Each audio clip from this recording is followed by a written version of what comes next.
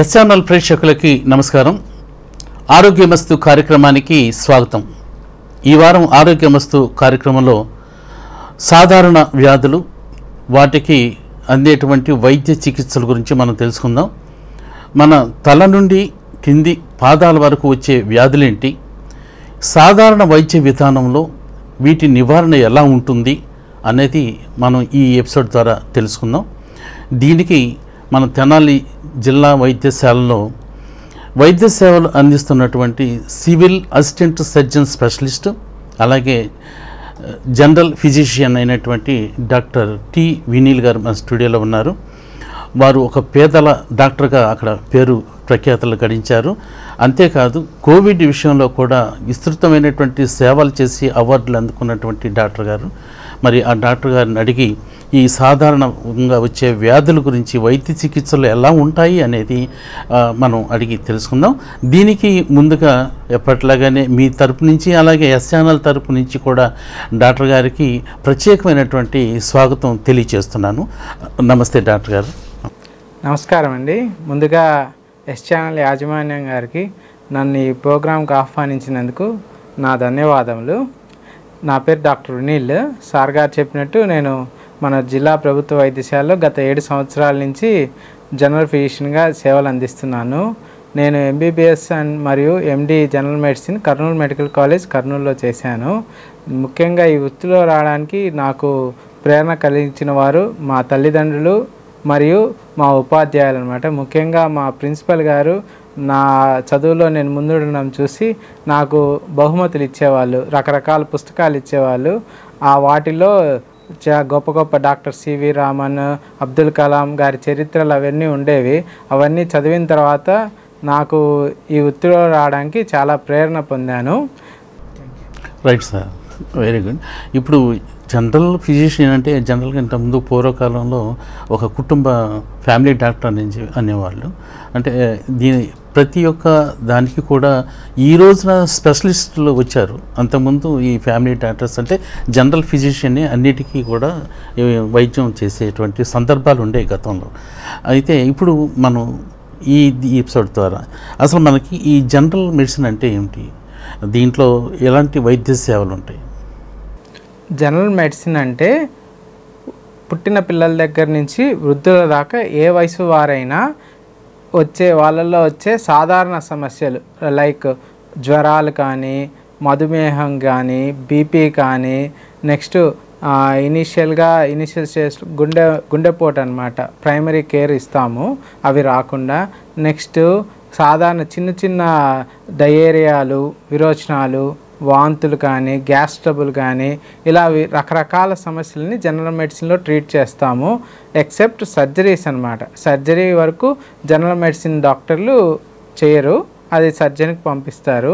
మిగతాదంతా ఒక ఫ్యామిలీలో ఉండేవాళ్ళు చిన్నపిల్లల దగ్గర నుంచి వృద్ధుల దాకా ఏ సమస్యలు వస్తాయో అవన్నీ జనరల్ మెడిసిన్ డాక్టర్ ప్రైమరీ కేర్గా ట్రీట్ చేస్తారన్నమాట. Right sir. ఇప్పుడు అంటే ఒక కుటుంబంలో వచ్చేటువంటి పెద్దలు కావచ్చు, చిన్నలు కావచ్చు, పిల్లలు కావచ్చు, ఎవరికైనా అటువంటి ఏ సమస్య వచ్చినా ముందు జనరల్ ఫిజిషియనే చూడాల్సిందే. ఈ గతంలో కూడా ఇప్పుడు కూడా జరుగుతుంది. అయితే ఇప్పుడు జనరల్గా ఏంటంటే ఏది చిన్న తలనొప్పి వచ్చినా, లేదన్నా హైపర్ టెన్షన్ వచ్చినా కానీ, ఏదన్నా కానీ స్పెషలిస్ట్ ఎవరు ఉన్నారా అని చెప్పని వెతికే పరిస్థితి ఈ రోజున మనకి కనిపిస్తూ ఉంది. మీ జనరల్ ఫిజిషియన్గా మీ యొక్క పాత్ర పబ్లిక్లోకి ఏ విధంగా ముందుకు తీసుకెళ్తున్నారు? మంచి క్వశ్చన్ సార్. సాధారణంగా ఫారిన్ కంట్రీస్లో ఎలా ఉంటుందంటే రెఫరల్ సిస్టమ్ అనేది హెల్త్ కేర్ సిస్టంలో చాలా స్ట్రాంగ్గా ఉంటుంది. అంటే ఫస్ట్ ప్రైమరీ కేర్ ఫిజిషియన్ చూసిన తర్వాతే వాళ్ళు సజెస్ట్ చేస్తేనే సూపర్ స్పెషలిస్ట్లో అపాయింట్మెంట్ ఇస్తారన్నమాట, లేదా అక్కడికి వెళ్ళడం జరుగుతుంది. కానీ మన ఇండియాలో కూడా ఆ రెఫరల్ సిస్టమ్ ఉంది. Primary care, secondary care, tertiary care అని 3 లెవెల్స్ ఉంటాయి హెల్త్ కేర్ సిస్టంలో. కానీ మనకు డాక్టర్స్ ఎక్కువ అవడం వల్ల, మన జనాభా ఎక్కువ అవడం వల్ల డైరెక్ట్గా తలనొప్పి అంటే న్యూరాలజిస్ట్ దగ్గరికి, ఛాతీలో నొప్పి అంటే కార్డియాలజిస్ట్ దగ్గరికి వెళ్ళిపోతున్నారు. అంత శ్రమ లేకుండా ఫస్ట్ మీ దగ్గరలో ఉన్న ఫిజిషియన్ని కలిస్తే ఆయన ఆ జబ్బు తీవ్రతను బట్టి మీకు సజెస్ట్ చేస్తారు. ఒకవేళ ఆయనే ట్రీట్ చేయగలిగితే అక్కడే మీకు ఇంటి దగ్గరే వైద్యం అందుతుంది. లేదంటే మీరు కొంచెం దూర ప్రాంతాలకు వెళ్ళి అనవసరంగా ఖర్చు and me time valuable time కోల్పోతారు. కాబట్టి మీకు చిన్న సమస్య ఉంటే ఫస్ట్ మీ దగ్గరలో ఉన్న ప్రైమరీ ఫిజిషియన్ దగ్గరికి వెళ్తే ఆయన తగిన టెస్టులు చేసి మీకు అవసరమైతే వాళ్ళు రెఫర్ చేస్తారు స్పెషలిస్ట్కి. కాబట్టి మీరు ప్రైమరీ కేర్ ఫిజిషియన్ దగ్గరలో ఉంటే వాళ్ళు మీకు ఇంకా లైఫ్ లాంగ్ కొన్ని ఇప్పుడు బీపీ షుగర్ లాంటివి జీవితాంతం ఉంటాయి, వాటికి మనము వేరే ఊరికి పోయి చూపించుకోవాల్సిన అవసరం లేదనమాట. దగ్గరలోని ఫిజిషియనే మీకు బాగా ట్రీట్ చేయగలరు, తగిన సలహాలు ఇవ్వరు. పైగా మీరు ఒక డాక్టర్ ఫిక్స్ అవుతే మీ జబ్బుల యొక్క అవగాహన అతనికి పూర్తిగా ఉంటుంది కాబట్టి దానికి తగినట్టు మందులు ఇవ్వగలరు. ఇప్పుడు కొంతమందికి అల్సర్ ఉంటుంది కడుపులో, ఆయన ఇప్పుడు గ్యాస్ట్రోఎంట్రాలజీ దగ్గరికి వెళ్ళి చూపించుకున్నాడు, ఆయన మెడిసిన్స్ రాస్తాడు. తర్వాత ఏమవుతుంది, అతనికి ఏమైనా హార్ట్ ప్రాబ్లం కానీ లేదా బాడీ పెయిన్స్ కానీ వచ్చినప్పుడు ఇంకో డాక్టర్ దగ్గరికి వెళ్తే అతను పెయిన్ కిల్లర్స్ ఇచ్చాడంటే ఈ అల్సర్ సమస్య ఎక్కువ అవుతుంది. ఈ విషయం ఇంకో డాక్టర్కి తెలియదు కదా, ఇంకో డాక్టర్ మారారు. సో అదే మీరు ఒక ఫిజిషియన్ దగ్గర ఉన్నారంటే ఆయనకి మీకు అల్సర్ ఉందని తెలుసు, సో బాడీ పెయిన్స్ వస్తే ఏ అల్సర్ ఎక్కువ అవ్వకుండా ఏ ట్యాబ్లెట్లు వాడాలో తెలుసు. కాబట్టి అలా మీకు కరెక్ట్గా అయిన వైద్యం అందుతుందన్నమాట. ఓకే సార్, ఇప్పుడు జనరల్గా ఈ పబ్లిక్లో ఇప్పుడు ఎక్కువగా అందరిలో ఎక్కువ కనిపిస్తూ ఉంది, ఏదన్నా ఎక్కడికైనా వెళ్తే ఏదైనా టీ తాగుదామన్నా కానీ మాకు లెస్ అంటారు, జనరల్ అటువంటివి ఉంటారు. అంటే మధుమేహం ఇంత సాధారణమైనటువంటి వ్యాధి ఎందుకు అలా ఎక్కువగా వ్యాప్తి చెందింది? సార్, WHO గణాంకాల ప్రకారం 1990లో ప్రపంచ జనాభాలో షుగర్ వ్యాధిగ్రస్తులు 20 కోట్ల మంది ఉండేవాళ్ళు దగ్గర. ఇప్పుడు 2022 ప్రకారం ఆ సంఖ్య 80 కోట్లకు చేరింది. ఇది అఫీషియల్ లెక్కల ప్రకారం. తెలియకుండా ఇంతకు 3 ఇంతలు ఉండొచ్చు ప్రపంచ జనాభాలో.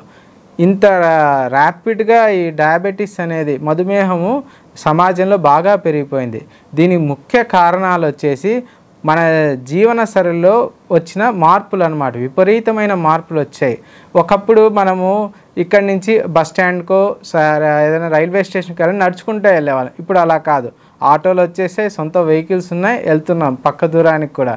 ఇంతకుముందు మనం ఏదైనా తినాలనుకోండి, ఒకవేళ ఇంట్లో చేసుకోలేని పరిస్థితిలో హోటల్కి వెళ్ళి తెచ్చుకునేవాళ్ళం. ఇప్పుడు అది కూడా కాదు, ఫుడ్ డెలివరీ యాప్స్ వచ్చేసాయి. సో మనం ఆర్డర్ పెట్టంగానే వాళ్ళే ఇంటికి 10 నిమిషాలు తెచ్చిస్తున్నారు. ఆశ్రమ తగ్గిపోయింది. అండ్ ఇప్పుడు సెల్ ఫోన్స్ వచ్చేసాయి. దానివల్ల ఏమవుతుంది, సెడెంటరీ లైఫ్ స్టైల్ ఎక్కువ అయిపోయింది. అంటే గంటలు కూర్చొని ఫోను, ల్యాప్టాప్, టీవీ చూసేస్తున్నారు. ఆశ్రమ తగ్గిపోయింది. ఈ ప్రభావము చిన్నపిల్లల్లోనూ మరియు యుక్త వయసు వాళ్ళు ఇంకా అధికంగా కనిపిస్తుంది. ముఖ్యంగా చిన్నపిల్లలు అన్నం తినకపోతే ఫోన్ పెడితేస్తున్నాము, టీవీ పెడుతున్నాం. సో వాళ్ళు గంటలు తింటున్నారు. ఏం తింటున్నారు, ఎంత తింటున్నారో తెలియకుండా తినేస్తున్నారు. అండ్ ఆ టీవీలో వచ్చే యాడ్స్, సాఫ్ట్ డ్రింక్స్ యాడ్స్ ఉంటాయి, కూల్ డ్రింక్స్ యాడ్స్ కానీ పిజ్జా యాడ్స్ కానీ అవన్నీ చూసి పిల్లలు చాలా ప్రభావితం అవుతున్నారు. మాకు అవే కావాలని అడుగుతున్నారు.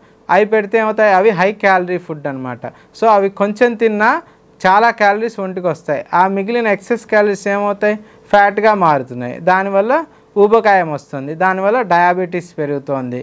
ముఖ్యంగా చిన్నపిల్లల్లో సాఫ్ట్వేర్ జాబ్ హోల్డర్స్లో వీళ్ళల్లో 20 ఇయర్స్కి 25 ఇయర్స్కే డయాబెటీస్, దట్టు ఎక్కువ 400-500 షుగర్ ఉంటుంది. ఇది చాలా ఆందోళనకరమైన విషయం. దీన్ని బట్టి మనం చాలా జాగ్రత్తగా ఉండాలి ఈ మోడర్న్ డేలో. అంటే దీనికి ఎలాంటి జాగ్రత్తలు తీసుకోవాలంటారు సార్? ముఖ్యంగా మధుమేహం అరికట్టడానికి శారీరక శ్రమ ఒకటి, అండ్ క్యాలరీ లెస్ డైట్ అనమాట. అంటే ఇప్పుడు కూల్ డ్రింక్స్ కానీ పిజ్జాస్ కానీ కేక్స్ కానీ ఇవి చూడడానికి చిన్నగానే ఉంటాయి, కానీ వాటిలో క్యాలరీస్ ఎక్కువ ఉంటాయన్నమాట. సో మనం మనిషి ఒకవేళ ఊబకాయం ఉందనుకోండి, వాళ్ళకి రోజుకు 1800 కిలో క్యాలరీసే తీసుకోవాలి. అంతకంటే ఎక్కువ తీసుకుంటే బరువు పెరుగుతారు. సాధారణ పని చేసుకునే వాళ్ళు, కొంచెం ఒబేస్ లేని వాళ్ళు 2500 క్యాలరీస్ దాకా తీసుకోవచ్చు. కానీ మన కన్సంప్షన్ అలా ఉండట్లేదు. మనం 3000 క్యాలరీలు 4000 క్యాలరీల దాకా తీసుకుంటున్నాం పర్ డే. ఆ ఎక్సెస్ క్యాలరీస్ అన్నీ ఫ్యాట్గా మారి ఒంట్లో డిపాజిట్ అవుతున్నాయి. ఇంకొకటి శారీరక శ్రమ. WHO ప్రకారం 18 సంవత్సరాల లోపు వాళ్ళు అంటే రోజు కనీసం 1 గంట పాటు, అదే కొంచెం 18 ఏళ్ళు దాటిన వాళ్ళైతే 150 మినిట్స్ పర్ వీక్, అంటే 30 మినిట్స్ అన్నా పర్ డే చేయాలి వారానికి, అది గైడ్లైన్స్. కానీ మనం అంత చేయట్లేదు. ఆ అరగంట సమయాన్ని కూడా రోజుకు వెచ్చించలేకపోతున్నాం శారీరక శ్రమ మీద. అది చేస్తే మనకు గ్యారంటీ షుగర్ కంట్రోల్లో ఉంటుంది. అండ్ మన సాంప్రదాయమైన వంటలు అంటే ఆకుకూరలు ఎక్కువ ఉండడం, మన భోజనాల్లో కూరలు ఎక్కువ ఉండాలి, రైస్ తక్కువ ఉండాలి. మెయిన్గా అవాయిడ్ వైట్ అంటాం, అంటే వైట్ రైస్ ఆ క్వాంటిటీ తక్కువ ఉండాలి. And fresh fruits and calorie less, low glycemic index foods అనమాట. అంటే గ్లైసిమిక్ ఇండెక్స్ అంటే ఏంటంటే మనం ఒక ఆహారాన్ని తీసుకుంటే మన ఒంట్లో గ్లూకోజ్ శాతం ఎంత పెరుగుతుంది అనేది గ్లైసిమిక్ ఇండెక్స్ సూచిస్తుంది అనమాట. అది లెస్ దాన్ 55, 50 అట్లా ఉండాలన్నమాట. ఆ లో గ్లైసిమిక్ ఇండెక్స్ ఉన్న ఫుడ్స్ తీసుకోవాలి. For example low glycemic index ఏమేమి ఉంటాయంటే సాధారణంగా మిల్లెట్స్, దీనికి గ్లైసిమిక్ ఇండెక్స్ తక్కువ, మన బ్లడ్ షుగర్ కూడా వెంటనే రైజ్ అవ్వదు మిల్లెట్స్ తీసుకుంటే. కాబట్టి చాలామంది ఆ న్యూట్రిషనిస్టులు మిల్లెట్స్ రికమెండ్ చేస్తారు రైస్ ప్లేస్లో. సో అలా మనము మధుమేహాన్ని నియంత్రణలో ఉంచుకోవచ్చు. ఇంకోటి, మధుమేహం ఉన్న వాళ్ళు రెగ్యులర్గా షుగర్ టెస్ట్ చేసుకుంటూ ఉండాలి, అట్లీస్ట్ మంత్లీ వన్స్. ఒకవేళ కంట్రోల్లో లేదంటే డాక్టర్ గారు చెప్పినట్టు ప్రతి 10 రోజులకు కానీ 15 రోజులకు కానీ షుగర్ చెక్ చేసుకోవాలి. దాన్ని బట్టి మనము ట్యాబ్లెట్స్ మార్చుకోవడమో లేదా ఇన్సులిన్ వాడుకోవడమో చేయాలి. దీని ద్వారా మధుమేహం వల్ల వచ్చే కాంప్లికేషన్ చాలా వరకు కంట్రోల్లో పెట్టుకోవచ్చు. రైట్ సార్, చాలా సంతోషం. ఇప్పుడు మరి జనరల్గా ఒక మధుమేహమే కాదు సార్, ఇప్పుడు చిన్నపిల్లల్లో కూడా థైరాయిడ్ సమస్యలు కూడా ఇప్పుడు ఉత్పన్నం అవుతున్నాయి. ఇదేంటి, హార్మోన్స్ సమతుల్యమా లేకపోతే ఏంటిది, కారణం ఏంటండి? సార్, థైరాయిడ్ అనేది ఇండియాలో చాలా ఎక్కువగా ఉంటుంది సార్. ముఖ్యంగా ఆడవాళ్ళలో ఈ సమస్య తీవ్రంగా ఉంటుంది. థైరాయిడ్ లోపాలు 2 రకాలు సార్. ఒకటి హార్మోన్ ఎక్కువ అవడం, ఒకటి హార్మోన్ తగ్గిపోవడం. హార్మోన్ తగ్గిపోవడం అనేది హైపోథైరాయిడిజం అంటారు. అది కామన్, చాలా వరకు ఉంటుంది హైపోథైరాయిడ్ అనేది. దీనికి ముఖ్యమైన కారణాలు వచ్చేసి అయోడిన్ లోపం అన్నమాట. మనం తినే ఆహారంలో అయోడిన్ లోపం వల్ల ఈ సమస్య వస్తుంది. అయోడిన్, అందుకే మన గ్రౌండ్ వాటర్లో అయోడిన్ చాలా తక్కువగా ఉంటుంది ఇండియన్ కాంటినెంట్లో. అందుకని గవర్నమెంట్ ఆఫ్ ఇండియా ఒక లా పాస్ చేసింది, అయోడిన్ ఉన్న ఉప్పునే సేల్ చేయాలని. అయోడిన్ లేకపోతే ఉప్పుని సేల్ చేయకూడదు. తెనాల్లో మీకు ఒక ఎగ్జాంపుల్ చెప్తాను.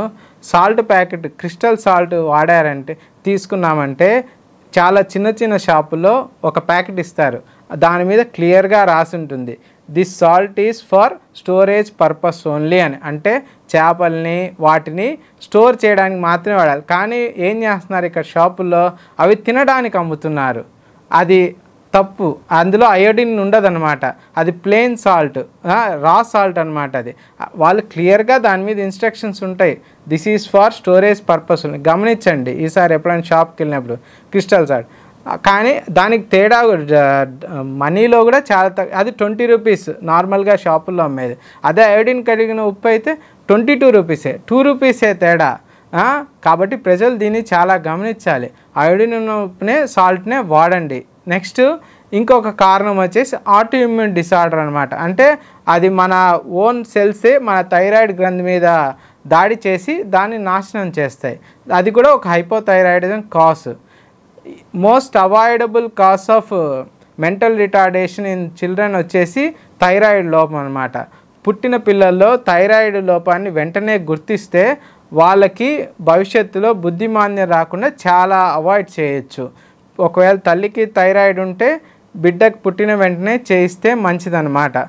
కాబట్టి మనం ఎర్లీగా వాళ్ళని థైరాయిడ్ డిసార్డర్ని ట్రీట్ చేస్తే వాళ్ళకి బుద్ధిమాంద్యం రాదు.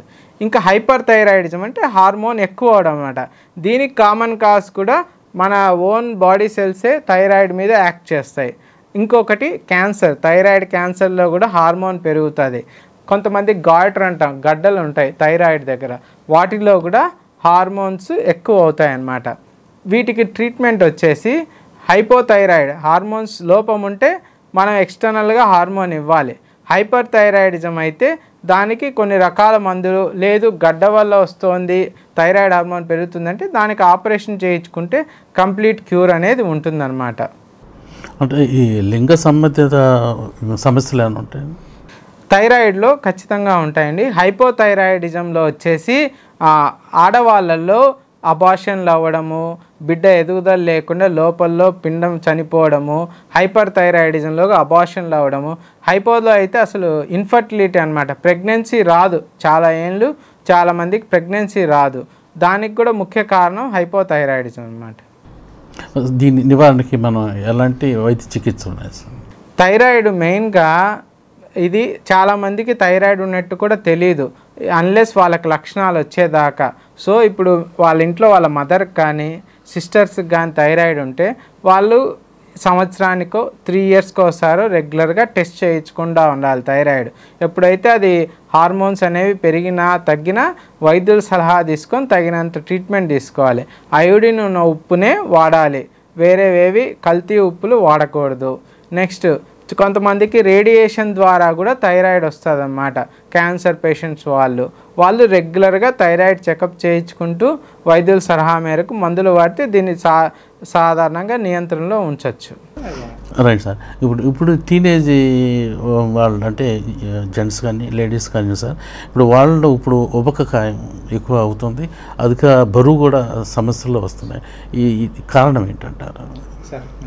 సార్ ఒబేసిటీ అనేది ఫస్ట్ ఎలా గుర్తిస్తామంటే బాడీ మాస్ ఇండెక్స్ అని ఒకటి క్యాల్కులేట్ చేస్తాం సార్.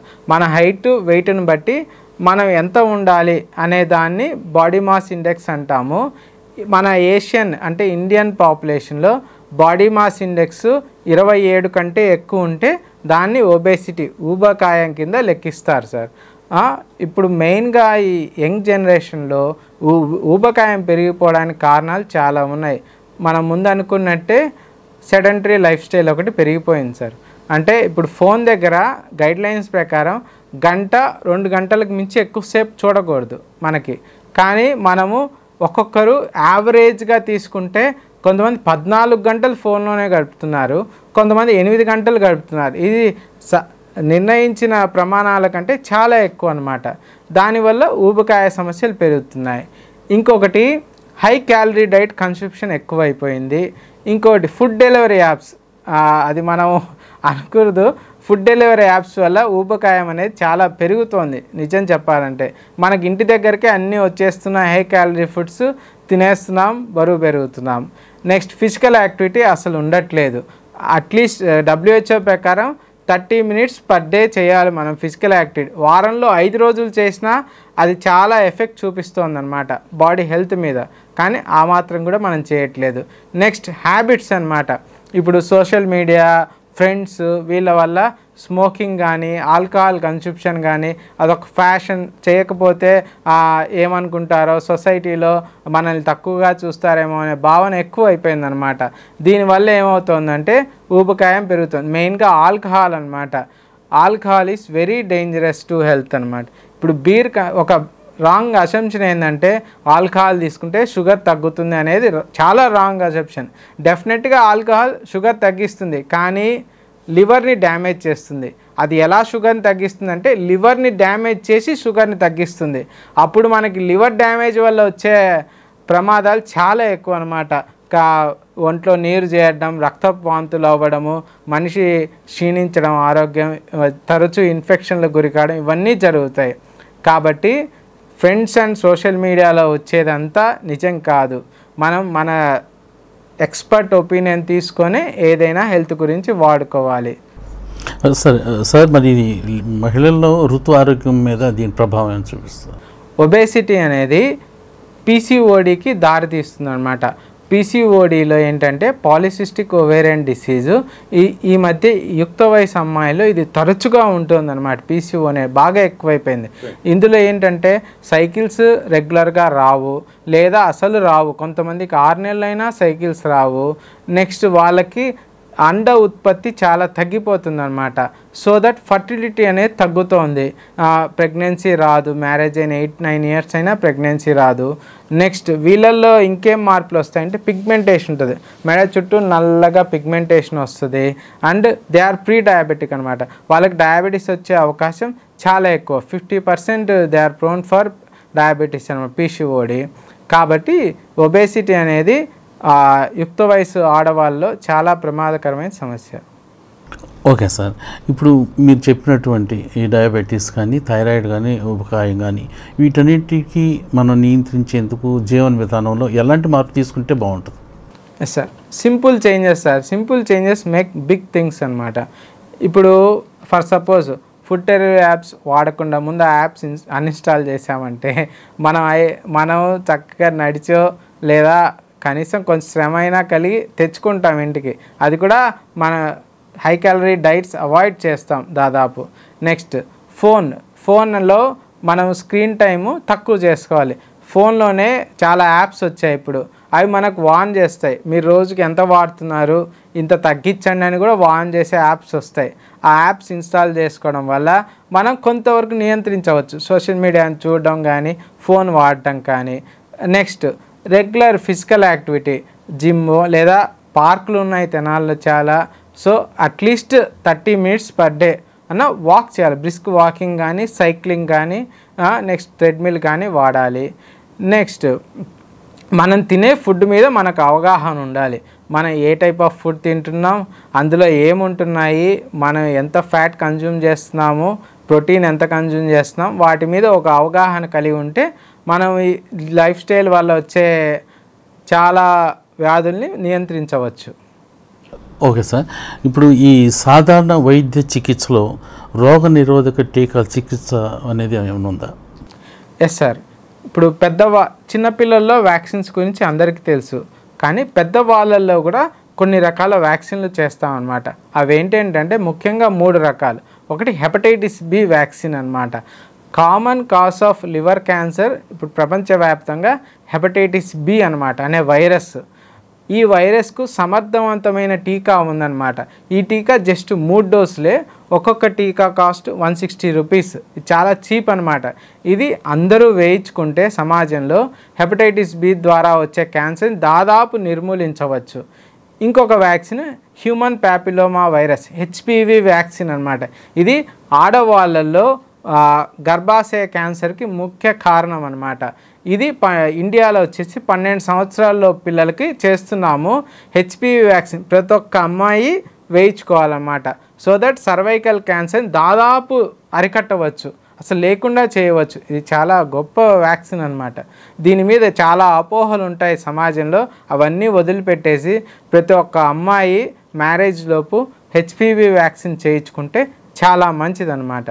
నెక్స్ట్ ఇంకొక వ్యాక్సిన్ వచ్చేసి న్యూమోకోకల్ వ్యాక్సిన్. ఇది పెద్దవాళ్ళలో అంటే 60 ఏళ్ళు పైబడిన వాళ్ళు, క్యాన్సర్ పేషెంట్స్, నెక్స్ట్ హెచ్ఐవి వాళ్ళు, వీళ్ళు ఈ వ్యాక్సిన్ వేయించుకుంటే న్యూమోనియా ద్వారా వచ్చే మరణాలని చాలా వరకు తగ్గించవచ్చు. Right sir. ఇప్పుడు మనకి ఈ క్షయ అంటే మూత్రక నాడాలో వచ్చే ఇన్ఫెక్షన్ కానీ అటువంటి వాటికి కూడా మన సాధారణ వైద్య దాంట్లో చికిత్స ఉన్నాయంటారా? ఎస్, జనరల్ మెడిసిన్ వాళ్ళు మేము మూత్రనాళంలో వచ్చే ఇన్ఫెక్షన్స్కి కానీ, లివర్కి వచ్చే కామన్గా హెపటైటిస్ బి, హెపటైటిస్ సి కానీ, నెక్స్ట్ మనకు సాధారణంగా వచ్చే టీబీ కానీ, వీటన్నిటికీ ఫస్ట్ డయాగ్నోస్ చేసి దానికి తగిన ట్రీట్మెంట్ ఇస్తాము. అన్లెస్ కాంప్లికేషన్స్ వస్తాయి. కొన్నిసార్లు హెపటైటిస్ బి, హెపటైటిస్ సితో క్యాన్సర్లు వచ్చే అవకాశం ఎక్కువ ఉంటుంది, సిరోసిస్ వచ్చే అవకాశం ఎక్కువ ఉంటుంది.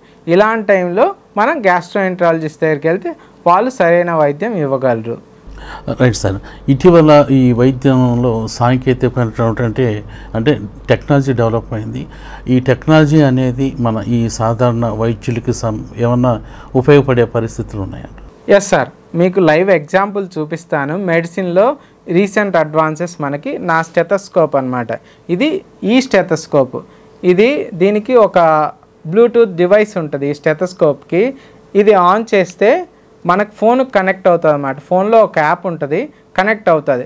మనం పేషెంట్కి ఇలా పెట్టంగానే ఇది రికార్డ్ చేస్తుంది, హార్ట్ సౌండ్స్ని రికార్డ్ చేసి మనకు చూపిస్తుంది.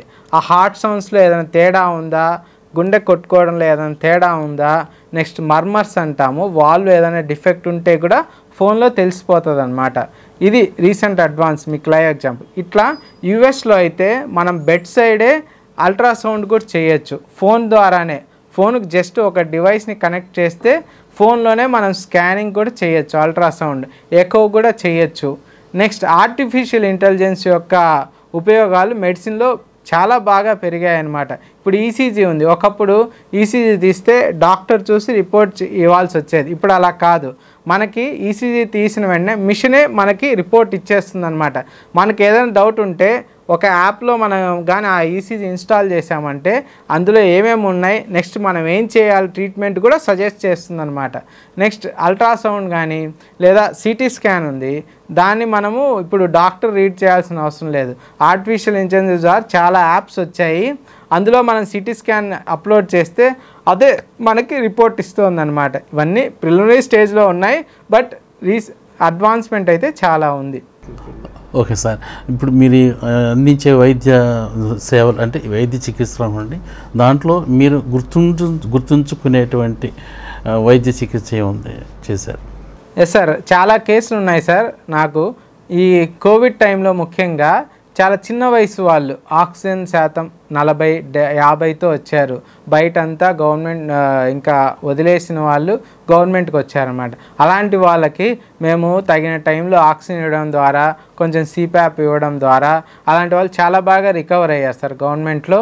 అది మాకు చాలా ఆనందం అనిపించింది. యంగ్స్టర్స్ ఫ్యామిలీకి అతనే ముఖ్య జీవనాధారం, అలాంటి వాళ్ళు బతికినప్పుడు మాకు చాలా ఆనందం అనిపించింది. ఇంకా కొన్ని కేసులు వస్తాయి సార్ గవర్నమెంట్లో, సడన్గా గుండెపోటుతో వస్తారు.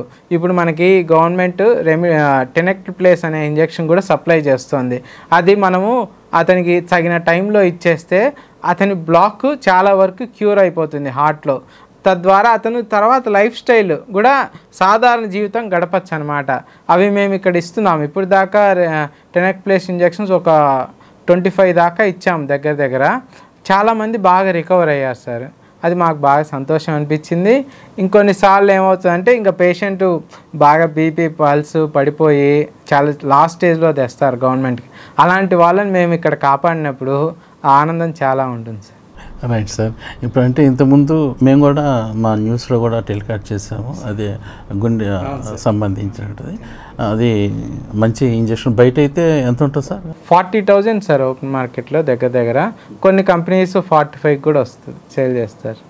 ఓకే సార్, ఇప్పుడు మా ప్రేక్షకుల కోసం అలాగే ఈ వైద్య వృత్తి తీసుకునేటువంటి విద్యార్థులకి మీరు ఇచ్చేటువంటి సూచనలు?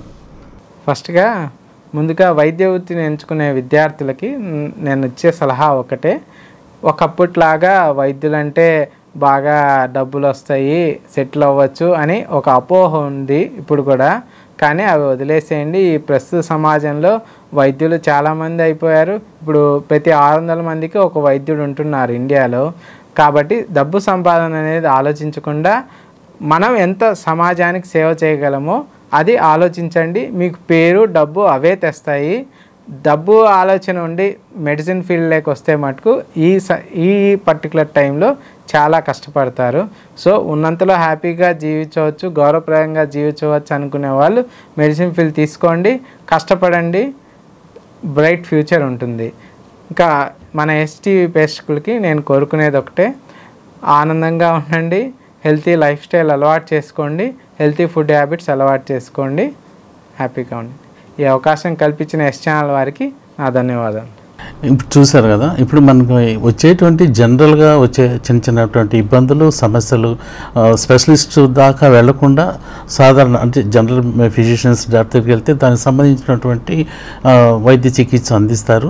స్పెషలిస్ట్ దగ్గరికి వెళ్తే ఒకదాని తర్వాత ఇంకోటి సమస్యలు వచ్చే అవకాశం ఉంటుంది. అంటే ఒకదాని తెలియని జనరల్ ఫిజిషియన్ అంటే అన్నీ చూస్తారు కాబట్టి అన్నీ మనకు వివరంగా చెప్పే అవకాశం ఉంటుంది.